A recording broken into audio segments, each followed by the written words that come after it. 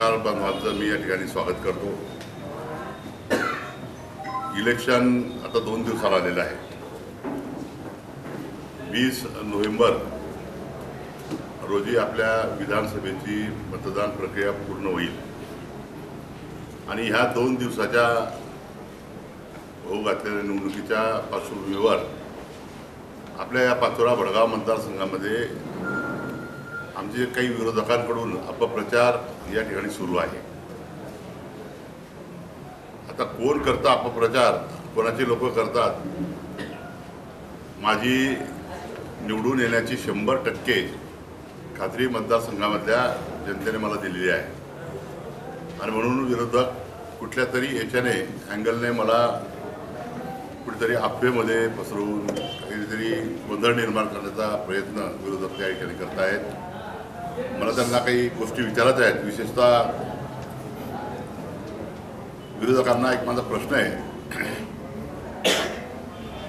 अमोल शिंदे असा काही त्यांचे कार्यकर्ते प्रचार करत आहेत की मी किशोर पाटील आणि वैशाली सूर्यवंशी यांना मॅनेज झाल्याचा भ्रम पसरवून नागरिकांची दिशाभूल करण्याचा केविलवाणा प्रयत्न त्यांच्या माध्यमातून त्यांचे कार्यकर्ते या ठिकाणी सुरू करीत आहेत, जे करीत आहेत मतदारसंघामध्ये। मी त्यांना सांगू इच्छितो की गेली अनेक वर्ष त्यांचे वडील हे शिवसेनेच्या नेतृत्वामध्ये त्यांनी आरोग्यांसोबत काम केलं, किशोर पाटील सोबत यांच्याबरोबर काम केलं आणि त्यांच्या नेतृत्वामध्ये यांनी काम केलेलं आहे। मी काही असं त्यांच्या नेतृत्वामध्ये काम केलेलं नाही। मी पहिल्यापासून जेव्हा काही नगरसेवक झालो, नगराध्यक्ष झालो, मी माझ्या स्वतःच्या हिमतीवर या ठिकाणी झालेलो आहे। परंतु यांनी जेव्हा जेव्हा लोकांची साथ घेतली, मी त्यांना काही काळ कृष्णापुरी सोसायटीमध्ये सहकार्य केलं, कृषी उत्पन्न बाजार समितीमध्ये सहकार्य केलं, परंतु 2 वेळा सहकार्य करून देखील राजकारणाची मैत्री करण्यासारखे ते लोक शिंदे नाहीत। माझ्या लक्षात आल्यानंतर मी त्यांच्यापासून लांब झालो आणि म्हणून मला तर असं वाटतं की ते स्वर्गीय आरोताचे असतील किंवा किशोर पाटील असतील यांच्याबरोबरही त्यांनी काळ घालवला, माझ्याबरोबर काही काळ घालवला। मागच्या काळात अप्पासाहेबांबरोबर किंवा केंबापूरबरोबर वेगवेगळ्या लोकांबरोबर यांनी राजकारण या मतदारसंघामध्ये केलं आणि जास्तीचा काळ त्यांनी सत्ता, मग हे अमोल शिंदे युवा सेनेचे या जिल्ह्याचे उपाध्यक्ष उपप्रमुख काहीतरी ते होते, उपजिल्हा प्रमुख, त्यांचे वडील हे किशोर पाटीलच्या नेतृत्वामध्ये नगरपालिकेत 2.5 वर्ष नगराध्यक्षपदाची त्या ठिकाणी त्यांनी धुरा सांभाळली। नंतरच्या काळात किशोर पाटील यांच्या पत्नी त्या ठिकाणी नगराध्यक्ष झाल्या। म्हणजे यांनी एकत्र राहून सत्ता भोगल्या, नगरपालिका असो किंवा वेगवेगळ्या सहकारी संस्था असो। माझे काही प्रश्न अमोल शिंदेंना या ठिकाणी आहेत की मार्केट सभापती निवडीमध्ये त्यांचे घरचे 2 सदस्य आहेत, ते सभापती निवडीच्या दिवशी त्यांना गैरहजर का राहिले? मग ते एक प्रकारे आमदारांना मदत नव्हती का, याचं उत्तर त्यांनी द्यावं। दुसरा विषय, मार्केट कमिटी त्यांचे काका आणि त्यांची फक्त आईच निवडून आली, इतर त्यांचे मराठा समाजाचे उमेदवार पराभूत झाले, ते का झालं याचं उत्तर देखील त्यांनी द्यावं। एकाच कुटुंबातील 2 लोक निवडून आले आणि संपूर्ण पॅनल पराभूत झालं। त्याच्यामध्ये अनेक भडगाव तालुक्यातील, पाचोरा तालुक्यातील मराठा समाजाचे चांगले कार्यकर्ते होते, जे काही जिल्हा परिषद लढलेले असतील, पंचायत समिती लढलेले असतील, असे कार्यकर्ते देखील त्यात निवडणुकीत पराभूत झाले। त्यांनी कुऱ्हाड येथे त्यांच्याच कार्यकर्त्याला परवाच्या दिवशी व्हायरल क्लिप झाले, आपल्या मी याच्यावर पाहिला व्हिडिओ, आपल्या ऑडिओमध्ये त्यांनी एका मराठा कार्यकर्त्याला तुमच्या कुटुंबियांना पर्यटन घडवून आणेल, म्हणजे त्यांच्या परिवाराला पर्यटन घडवून आणेल, ही कोणती भाषा आहे? धमकी देऊन त्यांनी त्याच्याशी त्या ठिकाणी भाषा केली। तो मराठा समाजाचा कार्यकर्ता नव्हता का? हे मराठा अशा गोष्टी करतात। आमदारांचे आणि अमोल शिंदेचेच कार्यकर्ते या शहरामध्ये, पाचोरा शहर असेल, भडगाव असेल किंवा परिसरात, यांचेच कार्यकर्ते अवैध धंदे करतात। माझ्या कार्यकर्त्यांकडून कुठेही अवैध धंद्याचं काम या ठिकाणी होत नाही। दुर्दैवाने जर या लोकांना जर संधी मिळाली तर व्यापाऱ्यांकडून देखील हप्ते जमा करायला हे लोक मागे पुढे पाहणार नाही। 2019च्या निवडणुकीमध्ये शहरामध्ये व्यापाऱ्यांनी त्यांच्या मतदाराकडे पाठ फिरवली. जे अमोल शिंदेंना या शहरामध्ये लोकांनी प्रतिसाद दिला नाही. त्याच्यापूर्वी त्यांचे काका देखील माझ्या समोर उभे होते, तेव्हा देखील त्यांचा पराभव नगराध्यक्ष पदासाठी, थेट नगराध्यक्ष पदासाठी त्यांचा काकांचा सतीश शिंदेचा या ठिकाणी पराभव झाला. त्याच्यापूर्वी जेव्हा एकदा निवडणूक झाली होती, त्याच्या निवडणुकीमध्ये 4 उमेदवार होते. 4 उमेदवारांमध्ये 3ऱ्या-4थ्या क्रमांकाला यांचे वडील, मी 2 नंबरला आघाडीकडून अपक्ष म्हणून मी त्यावेळेस 2 नंबरची मतं घेतली. परंतु हे राष्ट्रवादी काँग्रेसच्या चिन्हावर त्यावेळेस निवडणूक लढले आणि 4 नंबरला राहिले. आणि म्हणून शहरामध्ये काय परिस्थिती आहे हे देखील त्यांनी तपासलं पाहिजे. नंतर पाचोरा बाजार समितीची जागा कशी मिळवली, त्याच्यामधून कसे त्यांनी पैसे कमवले, शेतकऱ्यांची ती संस्था आहे त्याच्यामध्ये त्यांनी कशी जागा मिळवली आणि कसं कॉम्प्लेक्स बांधून त्याचे डेव्हलप केली आणि पैसा कमवला हे शेतकऱ्यांनाही माहिती आहे, पाचोरा शहरालाही माहिती आहे आणि सगळ्या जनतेमध्ये याची चर्चा आहे. नंतरच्या काळामध्ये त्यांचे वडील अध्यक्ष असताना या ओपन पेज ज्या असतात या सार्वजनिक कामासाठी असतात. परंतु यांनी त्यांची खाजगी शाळा या विवेकानंद नगर भागामध्ये खाजगी शाळेसाठी त्यांचा ओपन पेजचा वापर केला. त्याच्यावरून त्यांची चौकशी देखील त्या काळात झाली. त्यांनी मग नंतर राजीनामा दिला आणि पुन्हा ती निवडणूक नंतर लढले. आणि कोविड काळामध्ये आपण म्हणतो की कोविड काळामध्ये सगळ्यांनी मदत करण्याची भूमिका सगळ्याच राजकीय पक्षांनी वेळोवेळी त्याच्या परीने प्रयत्न केले असतील. परंतु कोविड काळामध्ये यांनी डॉक्टर भूषण मगरच्या वरती स्वतःचं कोविड सेंटर उघडून पैसे कमवण्याचा उद्योग देखील अमोल शिंदेंनी त्या ठिकाणी केला. मार्केटची सत्ता आल्यानंतर रोजंदारी जे कर्मचारी होते त्यांना बंद करून त्यांच्या समाजाचे जवळचे लोक म्हणजे पंढरपूरहून त्यांचे आलेले जे काही नातेवाईक आहेत त्यांना त्या ठिकाणी नोकरी त्यांनी दिली किंवा रोजंदारीवर त्यांनी त्या ठिकाणी काम दिलं. महाराष्ट्राचं आराध्य दैवत छत्रपती शिवाजी महाराजांचा कोकणामध्ये जो पुतळा कोसळला त्याचा तीव्र निषेध आमच्या या पक्षाच्या माध्यमातून आम्ही या ठिकाणी केला, विविध संघटनांनी केला. परंतु अमोल शिंदे जे तालुकाध्यक्ष आहेत त्यांनी या ठिकाणी निषेध देखील या पाचोरा शहरामध्ये त्यांनी केलेला नाही. गिरीश भाऊंची जवळीक ते म्हणतात, परंतु गिरीश भाऊंच्या माध्यमातून या तालुक्यामध्ये किंवा मतदारसंघामध्ये तुम्ही किती निधी आणला त्याची देखील आकडेवारी त्यांनी जाहीर करायला पाहिजे. नंतर अंतरवाली सराटी येथे जेव्हा उपोषण मनोज जरांगे पाटील यांचं जेव्हा उपोषण होतं आणि त्या ठिकाणी लाठीचार्ज झाला त्याचा निषेध समज महाराष्ट्रातल्या वेगवेगळ्या संघटनांनी केला. आम्ही देखील या ठिकाणी निषेध केला, आम्ही निवेदन दिलं आणि ह्या लोकांनी त्या काळात देखील निवेदन किंवा निषेध करण्याची तसदीसुद्धा अमोल शिंदे यांनी त्या ठिकाणी घेतली नाही. आणि म्हणून या ज्या काही गोष्टी या ठिकाणी घडल्या आहेत इतकी दिवसामध्ये, नंतर त्यांनी त्यांच्या कार्यकाळामध्ये या ठिकाणी जे काही अवैध वाळू उपसा जो काही होतो तो त्यांच्या शेतातून होतो. त्यांची गिरणाकाठची काही जमीन आहे आणि म्हणून चोर मार्ग म्हटला जातो त्याला. त्या चोर मार्गाने जी रेती वाहतूक होते त्याच्यामध्ये जे काही व्यावसायिक आहेत, ट्रॅक्टरधारक आहेत, त्या लोकांकडून मासिक हप्ते घेऊन यांनी त्यातून मार्ग काढून त्यातून देखील पैसे कमवले. आणि हे आज रेतीच्याबद्दल बोलतात किंवा रेती माफियांबद्दल बोलतात. त्या माफियांना साथ देणारे देखील अमोल शिंदे या ठिकाणी आहेत. आणि म्हणून हे राजकारणामध्ये नवीन आलेले अमोल शिंदे यांनी जरा आपला मागचा इतिहास बघून घ्यावा. मी अनेक वर्ष नगरपालिकेमध्ये त्या ठिकाणी काम केलं, नगराध्यक्ष म्हणून मी काम केलं. त्यांचे वडील पंडित तात्या देखील माझ्यासोबत 20 वर्ष ते नगरसेवक होते. त्यांच्यावर मी 1995मध्ये अविश्वास आणला आणि मी नगराध्यक्ष झालो.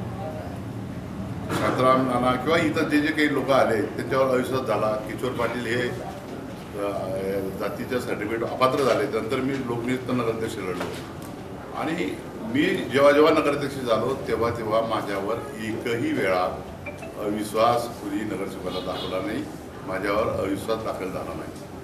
परंतु यांच्या वडिलांवर 2 वेळा अविश्वास दाखल झाला. म्हणजे लोकांना किंवा नगरसेवकांना ते विश्वासात घेऊन काम करत नव्हते, मनमानी पद्धतीने काम करत होते असा याच्यातून अर्थ स्पष्ट होतो.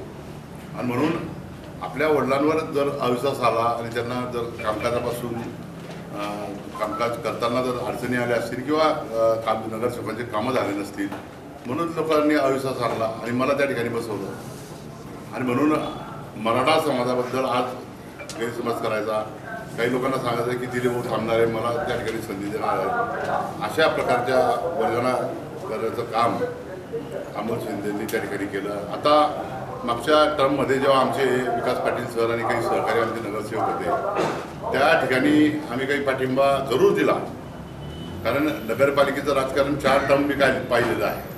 जेव्हा लोकनियुक्त नगराध्यक्षाची निवडणूक झाली, 1 नंबरला गोविल त्या ठिकाणी निवडून आले, 2 नंबरला आमचे ABI त्या ठिकाणी राहिले, 3 नंबरला अमोल शिंदेचे उमेदवार त्या ठिकाणी राहिले आणि आमचे काही नगरसेवक 7 लोक त्या ठिकाणी निवडून आले.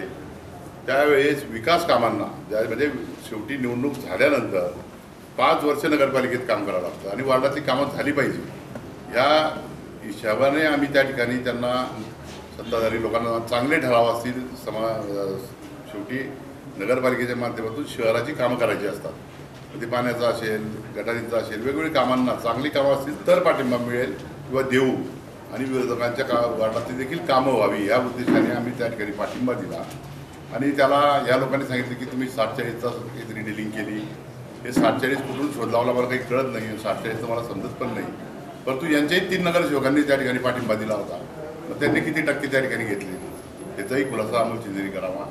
काही अफवा पसरवण्याचा उद्योग जे काही अमोल शिंदे असतील किंवा वैशालीताई सूर्यवंशी ज्या दुसऱ्या गटाच्या उमेदवार आहेत महाविकास आघाडीच्या म्हणतात, त्यांच्या माध्यमातून देखील अफवा पसरवण्याचं काम या ठिकाणी होतं की मला पाठिंबा देणार आहेत. आता माघारीची तारीख 4 नोव्हेंबर होती, आज तुमची जवळपास मला वाटतं 18 तारीख आली, 19 तारखेत परवा मतदान आहे. तुम्ही एक लक्षात घ्या की मी वाघ परिवारातून येतो, मला आमची भागाची परंपरा अशी तडजोडीची राजकारण करण्याची मुळीच नाही. आम्ही जे आहे ती लढाई करू आणि यावेळेची लढाई आम्ही जिंकण्याच्या उद्देशानेच कायम लढत आलो आहे. ही देखील निवडणूक त्याच पद्धतीने आम्ही लढतो आहोत आणि 100% मला खात्री आहे की सगळं विरोधकांचं दाबा जाणलेलं आहे. मग ते आमदार किशोर पाटील असतील, वैशालीताई असतील, अमोल शिंदे असतील, हे जे काही अफवा पसरवण्याचं कामं उद्योग यांनी जे काही चालवले आहेत ते त्वरित थांबवावेत. 20 तारखेला जनता त्यांचा निर्णय देणार आहेत. जनतेला या शहरामध्ये शांतता, सुव्यवस्था आणि शहराचा विकास आणि मतदारसंघाचा एकूण विकास, बडगाव शहराचा विकास, टोटल जे काही कामं थांबली आहेत, हा मतदारसंघ ज्यांच्या नेतृत्वाखाली होता गेली 10 वर्ष, ज्यांच्याकडे आमदारकी होती, ज्यांच्याकडे नगरपालिका ताब्यात होती, पाचोऱ्याची होती, बडगावची होती, या लोकांकडून आजसुद्धा शहराला पाणी मिळत नाही. 8-8 दिवस अजूनसुद्धा पाणी या हिवाळ्यामध्ये मिळतं आहे. हे दुर्दैव आपल्या शहरात आहे. शेजारी पाहिलं तर जामनेरमध्ये वाघूरून पाणी आलं, इकडे पाहिलं चाळीसगावमध्ये गिरणेवरून पाणी आलं, चोपड्याला तापीमधून पाणी येतं, पारोळ्याला बोरीमधून पाणी येतं, जळगावला वाघूरमधून पाणी येतं. 14ची घोषणा आहे आमदारांची की या शहराला मी गिरणेमधून किंवा वाघूरून पाणी आणेल. आज 24 आलं, परंतु या शहरामध्ये पाणी आलेलं नाही. माझ्या काळामध्ये फिल्ट्रेशन प्लॅनचं काम अंतिम टप्प्यामध्ये आलेलं होतं, परंतु आज 10-12 वर्षापासून देखील फिल्ट्रेशन प्लॅन सुरू होत नाही. लोकांना अशुद्ध पाणी प्यावं लागतं, त्याच्यामुळे आजार वाढतात. म्हणजे पाणीमुळे आजार वाढतात. म्हणजे जे आवश्यक आहे पाणी, आरोग्य, याच्याकडे साफ असं दुर्लक्ष आमदारांचं झालेलं आहे. फक्त 2-4 कामं केली असतील, तेही निकृष्ट दर्जाचे, त्याचा गवावा करून आमदार या ठिकाणी म्हणतात की मी या शहराचा विकास केला, 3000 कोटी रुपयाचा विकास केला. मुख्यमंत्री सांगतात 4000 कोटीचा केला. मग 1000 रुपये गेले कुठे, याचा देखील खुलासा आमदारांनी या ठिकाणी करावा. मला आज सगळे विरोधक जे काही घेण्याचा प्रयत्न करतायत, मी मागच्या आपल्या सगळ्यांच्या प्रेससमोर सांगितलं की एखाद्याचं यश जर येत असेल त्या यशाला खेचण्यामध्ये सगळे विरोधक एकत्र येतात. तसे सगळे विरोधक माझ्या विरोधामध्ये एकत्र आलेले आहेत आणि हे जे उभाटाचे उमेदवार आहेत आणि शिवसेना शिंदे गटाचे उमेदवार आहे याची तर मिलीजुली आहे. इकडे 2 भाजपचे उमेदवार आहेत, डॉक्टर निळकंठ पाटील आणि अमोल शिंदे, हे वेगळे आहेत. म्हणजे एकूण शिवसेना भाजपचे 5 उमेदवार या ठिकाणी उभे आहेत. परंतु माझ्या याच्यामध्ये राष्ट्रवादी काँग्रेसचा या ठिकाणी राष्ट्रवादी काँग्रेसचा विचारांचा अपक्ष आघाडीचाच मी आहे, पण अपक्ष म्हणून निवडणूक लढतो आहे आणि निवडून आल्यानंतर मी आघाडीसोबतच येणाऱ्या काळामध्ये त्या ठिकाणी म्हणजे शरदचंद्रजी पवार साहेबांच्या नेतृत्वामध्ये विधानसभेमध्ये काम करणार आहे आणि महाराष्ट्रामध्ये सत्ता परिवर्तन निश्चितपणानं होईल. महाविकास आघाडीचं सरकार या ठिकाणी येणार आहे राज्यामध्ये आणि या तालुक्याचा या मतदारसंघाचा आमदार म्हणून मला 100% पाचोरा भडगाव तालुक्यातील सर्व जनता निवडून देण्यासाठी उत्सुक आहे. आमचे कार्यकर्ते या ठिकाणी सगळे आलेले आहेत. सगळ्यांनी मला सांगितलं की वातावरण एकदम अनुकूल असं आमच्या बाबतीमध्ये आहे आणि म्हणून विरोधकांनी आपल्या चुका लपवून दुसऱ्यांचे दोष काढण्यापेक्षा स्वतः 20 तारखेची काही जी काही मेहनत करायची असेल ते अजून करून घ्या. आमची मेहनत आता पूर्ण झालेली आहे. निश्चितपणानं आम्हाला या ठिकाणी यश येणार आहे. तर आपण आपल्या माध्यमातून तुमच्या सगळ्या माध्यमातून माझा हा निरोप आपण विरोधकांपर्यंत पोहोचावा व जनतेपर्यंत पोहोचावा की हे कसे लोक एक आमदाराची क्लिप आमदाराचे चिरंजीव म्हणाल तरी एक लोहारीचा माजी सैनिक आहे त्याला धमकी देत आहेत फोनवर, त्याची देखील क्लिप आली. एक पत्रकार बाबांचं आपण सगळं पाहिलं, त्याच्यामध्ये गुन्हा दाखल करण्याचे आदेश झालेले आहेत संदीप महाजनच्या प्रकरणामध्ये. इकडे अमोल शिंदे एका मराठा कार्यकर्त्याला कशी धमकवत आहेत. आता हे धमकी दादागिरी गुंडगिरीचं राजकारण आता चालणार नाही. या शहरामध्ये शांतता पाहिजे आहे. 2 नंबरचे अवैध धंदे सगळे बंद पाहिजे आहेत आणि ते करण्यासाठी मी आपल्या माध्यमातून तमाम जनतेला मी सांगू इच्छितो की मी निवडून आल्यानंतर या पाचोरा भडगाव आणि ग्रामीण भागामध्ये कुठलेही अवैध धंदे कुठल्याही प्रकारचे खपवून घेतले जाणार नाहीत. तशा सक्त सूचना आम्ही अधिकाऱ्यांकडून त्या ठिकाणी देऊ आणि या पाचोरा शहराला भडगाव शहराला आणि एकूणच ग्रामीण भागाला आपण त्या ठिकाणी सुरक्षिततेची कशी या ठिकाणी आम्ही देणार आहोत. अवैध धंद्यांचा आळा घालण्यासाठी किंवा या तालुक्याचा जो काही 10 वर्षाचा बॅकलॉग चुकीच्या माणसाच्या हातात गेल्यामुळे आपण किती मागे गेलो. आमदारांच्या हातात ही नगरपालिका होती, आमदारकी होती, तरीसुद्धा या शहराला पाणी देऊ शकलेली.